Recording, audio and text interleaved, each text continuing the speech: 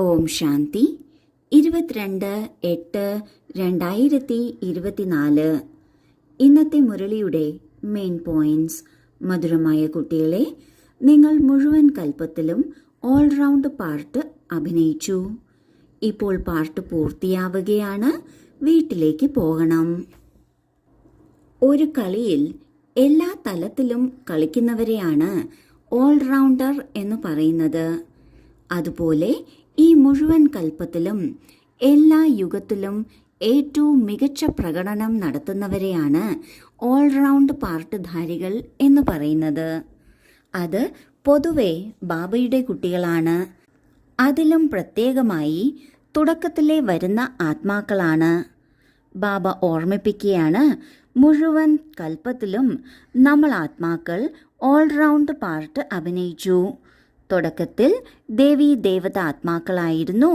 പിന്നെ ത്രേതായുഗത്തിൽ ക്ഷത്രിയരായി, ദ്വാപരയുഗത്തിൽ വൈശ്യരായി, ഒപ്പം ഭക്തി തുടങ്ങുകയും ചെയ്തു. കലിയുഗത്തിൽ നാം ശൂദ്രരായി. എങ്കിലും കലിയുഗ അവസാനം ഭഗവാൻ വന്ന് നമ്മൾക്ക് ജ്ഞാനം തന്ന് നമ്മെ പിന്നെയും ബ്രാഹ്മണരാക്കി മാറ്റി. ഇനി ബ്രാഹ്മണരിൽ നിന്ന് നാം ഫരിഷ്തയാവുകയാണ്, ഫരിഷ്തയിൽ നിന്ന് ദേവതയും.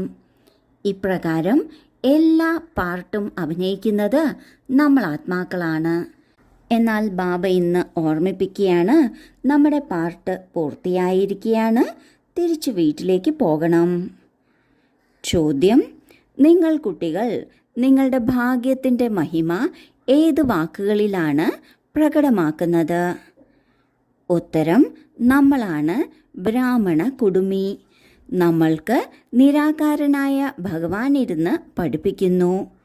ലോകത്തിൽ മനുഷ്യർ മനുഷ്യരെയാണ് പഠിപ്പിക്കുന്നത്. എന്നാൽ നമ്മളെ സ്വയം ഭഗവാൻ പഠിപ്പിക്കുന്നു. നമ്മൾ എത്ര ഭാഗ്യശാലികളാണ്! നമ്മൾ ആത്മാക്കളെ പോലെ ഭാഗ്യശാലികൾ മറ്റാരും തന്നെ ഇല്ല. മുഴുവൻ കൽപ്പത്തിൽ നോക്കിയാലും ദേവാത്മാക്കൾ എത്ര തന്നെ ഉയർന്നവരാണെങ്കിലും അവർക്ക് ഭഗവാന്റെ മടിത്തട്ടിലിരിക്കാൻ സാധിക്കില്ല. കാരണം ആ സമയത്ത് ഭഗവാൻ ലോകത്തിലേക്ക് വരുന്നില്ല. ഈ സംഗമയുഗത്തിൽ മാത്രമേ നിരാകാരനായ ഭഗവാനെ നമ്മൾക്ക് ലഭ്യമായിട്ടുള്ളൂ. അങ്ങനെയുള്ള ബാബ നമ്മുടെ അച്ഛനാണ്, നമ്മുടെ ടീച്ചറുമാണ്. ടീച്ചറായി നമ്മെ പഠിപ്പിക്കുകയാണ്.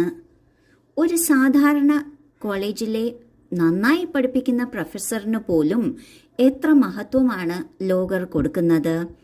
ഇന്ന പ്രൊഫസറിൻ്റെ ക്ലാസ്സിലിരിക്കുകയാണെങ്കിൽ നമ്മൾ എത്ര വിഡ്ഢിയായാലും ഈ സാർ പഠിപ്പിച്ച് നമ്മളെ ജയിപ്പിക്കും, പാസ്സാക്കിക്കും എന്ന് ഉറപ്പ് പറയാറുണ്ട്. എന്നാൽ ഇവിടെ ഏറ്റവും ബുദ്ധിശാലികളിലും ബുദ്ധിശാലിയായ ഭഗവാനാണ് നമ്മെ പഠിപ്പിക്കുന്നത്. അങ്ങനെയുള്ള നമ്മുടെ ഭാഗ്യത്തെ നാം ഉപമിക്കുന്നത് കുടുമിയോടാണ്. ഏതുപോലെ കുടുമിയിൽ കുറച്ചു മുടി മാത്രമേ ഉള്ളൂ, ശരീരത്തിൻ്റെ ഏറ്റവും ഉയർന്ന ഭാഗത്താണ്. അതുപോലെ മുഴുവൻ കൽപ്പത്തിലെയും ഏറ്റവും ഉയർന്ന കൊടുമുടിയിലാണ് നാം ഇപ്പോൾ നിൽക്കുന്നത്. ആ കൊടുമുടി എന്നാൽ സംഗമയുഗമാണ്. ആ സംഗമയുഗത്തിലെയും ഏറ്റവും ഭാഗ്യശാലിയായ ആത്മാക്കൾ നമ്മൾ ഓരോരുത്തരുമാണ്. ചോദ്യം: ഈ ഡ്രാമയിൽ ഏറ്റവും ഉയർന്ന പൊസിഷൻ ആരുടേതാണ്? ഉത്തരം: നിരാകാരനായ ബാബയുടേതാണ്. ബാബ നിങ്ങൾ എല്ലാ ആത്മാക്കളുടെയും പിതാവാണ്. എല്ലാ ആത്മാക്കളും ഡ്രാമയുടെ നൂലിൽ ബന്ധിക്കപ്പെട്ടിരിക്കുന്നു. ഏറ്റവും ഉയർന്ന പൊസിഷൻ ബാബയുടേതാണ്. ഈ ഡ്രാമയിൽ അനേക ആത്മാക്കളുണ്ട്. എല്ലാ ആത്മാക്കളിലും ഏറ്റവും ഉയർന്നത് ദേവീ ദേവാത്മാക്കളാണ്. എന്നാൽ ദേവീ ദേവാത്മാക്കളെക്കാളും ഉയർന്നതാണ് നിരാകാരനായ ബാബ. എന്തുകൊണ്ടെന്നാൽ ബാബ എല്ലാ ആത്മാക്കളുടെയും പിതാവാണ്. എന്തുകൊണ്ടാണ് ബാബയെ എല്ലാ ആത്മാക്കളുടെയും പിതാവ് എന്ന് പറയുന്നത്? എന്തുകൊണ്ടെന്നാൽ ഓരോ ആത്മാവിനെയും അറിയുന്നത് ബാബ മാത്രമാണ്. ഓരോ ആത്മാവിൻ്റെയും ഭൂതം, ഭാവി, വർത്തമാനം 3 കാലങ്ങളെയും അറിയുന്നത് ഒരേ ഒരു ബാബ മാത്രമാണ്. അതിനാൽ ബാബയെ പിതാവെന്ന് പറയുന്നു. ബാക്കി എല്ലാ ആത്മാക്കളും ഈ ഡ്രാമയിൽ ബന്ധിക്കപ്പെട്ടിട്ടുള്ളതാണ്. അതായത് ഒരു തവണയായാലും തീർച്ചയായും ഗർഭത്തിലൂടെ ജന്മമെടുക്കുന്നു. എന്നാൽ ബാബ ഒരിക്കലും ഡ്രാമയുടെ ബന്ധനത്തിൽ വരുന്നില്ല. ഡ്രാമയിൽ സമയമാകുമ്പോൾ വരുന്നു, വന്നിട്ട് പോകുന്നു. ഡ്രാമയുടെ ബന്ധനത്തിൽ ബന്ധിക്കപ്പെടുക അർത്ഥം ശരീരം സ്വീകരിക്കുക, പിന്നെ അത് വിടുക, അടുത്ത ജന്മമെടുക്കുക എന്നതാകുന്നു. ഏറ്റവും ഉയർന്ന സ്ഥാനം എന്നത് ബാബയുടേത് തന്നെയാണ്. ധാരണയ്ക്കുള്ള മുഖ്യസാരം: 1. ആത്മീയ വഴികാട്ടിയായി എല്ലാവർക്കും ആത്മീയ വീട്ടിലേക്കുള്ള വഴി പറഞ്ഞു കൊടുക്കണം. ജ്ഞാനത്തിൻ്റെയും യോഗത്തിൻ്റെയും അസ്ത്രശസ്ത്രങ്ങളിലൂടെ മുഴുവൻ വിശ്വത്തിലും രാജ്യം ഭരിക്കണം. ഡബിൾ അഹിംസകരാകണം. 2. 84 ജന്മങ്ങളുടെ ഓൾറൗണ്ട് പാർട്ട് അഭിനയിക്കുന്നവർ ഇപ്പോൾ ഓൾറൗണ്ടർ ആകണം. എല്ലാ ജോലിയും ചെയ്യണം. പരിധിയില്ലാത്ത വൈവിധ്യമാർന്ന ഡ്രാമയിൽ ഓരോ ആക്ടറിൻ്റെയും പാർട്ട് കണ്ടുകൊണ്ട് ഹർഷിതരായി ഇരിക്കണം. ആദ്യത്തെ പോയിന്റിൽ ബാബ പറയുന്നു, നാം ആത്മീയ വഴികാട്ടിയായി നമ്മുടെ വീട്ടിലേക്കുള്ള വഴി എല്ലാവർക്കും പറഞ്ഞു കൊടുക്കണം. പരംധാം എല്ലാ ആത്മാക്കളുടെയും വീടാണ്. ആ വീട്ടിലേക്കുള്ള വഴി എല്ലാവരും മറന്നിരിക്കുന്നു. എല്ലാവർക്കും വഴി തെറ്റിയിരിക്കുകയാണ്. അതിനാൽ അറിയാവുന്നവരാണ് പറഞ്ഞു കൊടുക്കേണ്ടത്. ഈ ജ്ഞാനത്തിൻ്റെയും യോഗത്തിൻ്റെയും ആധാരത്തിൽ മുഴുവൻ വിശ്വത്തിലും രാജ്യം ഭരിക്കണം. അതിനായി ഡബിൾ അഹിംസകർ ആകണം. രണ്ടാമത്തെ പോയിന്റിൽ ബാബ പറയുന്നു, നാം മുഴുവൻ കൽപ്പത്തിലെയും ഓൾറൗണ്ടർ പാർട്ടുധാരിയാണ്. അങ്ങനെയുള്ള ഓൾറൗണ്ടർ പാർട്ടുധാരിയായ നമ്മൾ ഈ സംഗമയുഗത്തിൽ എല്ലാ സേവനവും ചെയ്യണം. എല്ലാ സേവനവും ചെയ്യുന്നതിലൂടെ നാം എല്ലാ കാര്യത്തിലും നിപുണരാകുന്നു. അതിനോടൊപ്പം ഈ പരിധിയില്ലാത്ത നാടകത്തിൽ എല്ലാ ആത്മാവിനും അവരവരുടെ പാർട്ട് ലഭിച്ചിരിക്കുന്നു. അവരവരുടെ പാർട്ട് ഓരോരുത്തരും അവരുടെ ഇച്ഛയ്ക്കനുസരിച്ച് അഭിനയിക്കുന്നു.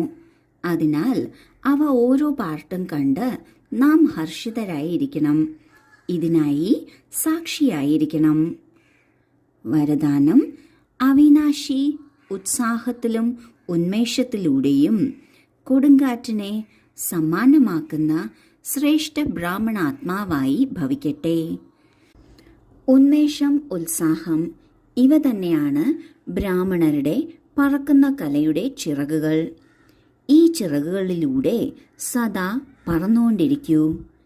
ഈ ഉന്മേഷവും ഉത്സാഹവും താങ്കൾ ബ്രാഹ്മണർക്കായി വളരെ വലിയ ശക്തിയാണ്. നീരസമായ ജീവിതമല്ല. ഉത്സാഹത്തിൻ്റെയും ഉന്മേഷത്തിൻ്റെയും രസം സദാ ഉണ്ട്. ഉന്മേഷ ഉത്സാഹം ബുദ്ധിമുട്ടിനെയും സഹജമാക്കുന്നു. അവർക്കൊരിക്കലും നിരാശരാകാൻ സാധിക്കില്ല. ഉത്സാഹം കൊടുങ്കാറ്റിനെയും സമാനമാക്കുന്നു. ഉത്സാഹം ഏതു പരീക്ഷയെയും പ്രശ്നത്തെയും വിനോദമെന്ന് അനുഭവിപ്പിക്കുന്നു. ഇങ്ങനെ അവിനാശി ഉത്സാഹത്തിലും ഉന്മേഷത്തിലും ഇരിക്കുന്നവർ തന്നെയാണ് ശ്രേഷ്ഠ ബ്രാഹ്മണർ. ഉത്സാഹവും ഉന്മേഷവും ഉണ്ടെങ്കിൽ സദാ പറക്കുന്ന കലയിലായിരിക്കും, പറന്നുകൊണ്ടിരിക്കും. ഇത് ജീവിതത്തെ രസകരമാക്കുന്നു, ബുദ്ധിമുട്ടിനെ സഹജമാക്കുന്നു. ഒരിക്കലും നിരാശരാകുക സാധ്യമല്ല. മായയുടെ കൊടുങ്കാറ്റിനെയും അത് സമ്മാനത്തിൻ്റെ രൂപത്തിലാക്കി മാറ്റുന്നു. എന്ത് പരീക്ഷണമോ പ്രശ്നങ്ങളോ വന്നാലും അത് വിനോദമെന്ന് അനുഭവപ്പെടുന്നു. ഇങ്ങനെ ആരാണോ അവിനാശിയായ ഉത്സാഹത്തിലും ഉന്മേഷത്തിലും ഇരിക്കുന്നത് അവരെയാണ് ശ്രേഷ്ഠ ബ്രാഹ്മണാത്മാവ് എന്ന് പറയുന്നത്. സ്ലോഗൻ: ശാന്തിയുടെ ധൂപം കത്തിച്ചു വയ്ക്കുകയാണെങ്കിൽ അശാന്തിയുടെ ദുർഗന്ധം സമാപ്തമായി തീരും. ഓം ശാന്തി.